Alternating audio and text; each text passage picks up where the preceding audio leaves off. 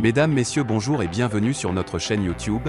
Ici nous vous donnons la clé, alors si vous êtes nouveau, abonnez-vous et cliquez sur la cloche de notification pour ne plus rien manquer. Cela fait, on peut commencer.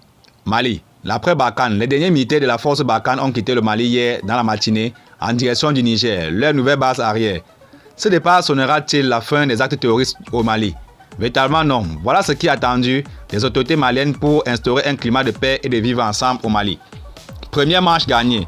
C'est en ce terme qu'on peut qualifier le départ de la force antiterroriste française déployée au Mali depuis plus d'une décennie à la demande de la transition malienne, sous la conduite du professeur Djongouda Traoré.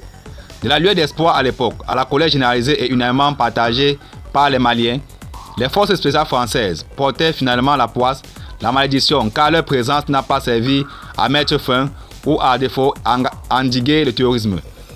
Du Mali, le Sahel tout entier s'est embrasé. Aucune méthode efficace jusqu'à présent n'a pu être trouvée.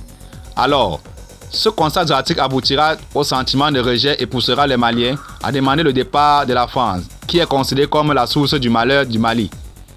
Un clash diplomatique entre autorités maliennes et celles françaises conduira à la prise de la décision par Macron de plier bagages. Le processus de retrait a largement été diffusé. Il conduira même à la rupture des partenariats militaires entre les deux pays, puisque le Mali finira par se diriger vers la Russie, un pays ennemi de la France. Donc, des conditions ont été réunies pour pousser la France vers la sortie.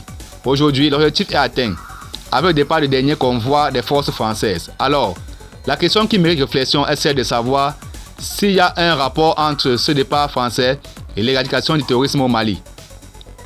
L'atteinte des objectifs est, à mon humble avis, partielle. Il est vrai que Barkhane avait uniquement pour mission la lutte contre le terrorisme, mais au nord du Mali, elle n'était pas la seule force. Et les groupes armés auxquels l'État malien s'apprête à ouvrir la porte de la Grande Muette à travers l'intégration de 26 000 ex-combattants ont-ils rempli leur part du contrat tel que stipulé dans l'accord d'Alger? C'est vrai qu'ils ont reconnu le Mali, un et indivisible, mais ils n'ont pas pu rien apporter de bon dans le cadre de la lutte contre le terrorisme. Le Nord, c'est leur terroir. Les groupes terroristes, ils sont à la base de leur arrivée au nord du Mali. Malgré leur nombre important, leur arsenal de guerre sophistiqué, leur connaissance parfaite du terrain, les choses sont allées de mal en pire. Et jusqu'à présent, malgré les politiques de l'État malien, leur donnant des faveurs dans le cadre du retour de l'autorité de l'État dans cette partie du pays, le fléau du terrorisme, au lieu de baisser, a pris l'ascenseur. Ce qui veut dire naturellement qu'ils ont plus de responsabilité dans la dégradation de la situation que les partenaires appelés au chevet du Mali. Lorsqu'il est question de terrorisme de nos jours, le centre du Mali est le véritable nid des forces du mal. À ce niveau, Barkhane avait-il la plénitude des opérations? Le Gourma a quand même enregistré des interventions françaises, mais la zone n'étant pas dans le champ en début des opérations a fini par être la base confortable des terroristes. Après leur défaite sous les déluges de feu des forces maliennes, françaises et autres partenaires au début des actions conjointes il y a des années de cela. Aujourd'hui, la problématique principale est comment faire face de manière efficace à la crise au centre du pays. Les choses vont de mal en pire, ce malgré les efforts de Fama et les Dozo.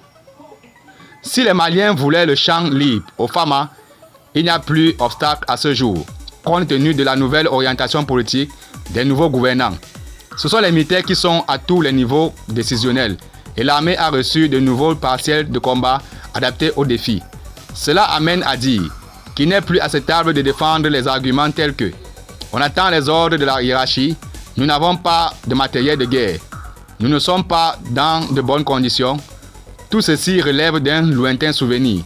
Les femmes doivent être maîtres de la terre et du ciel.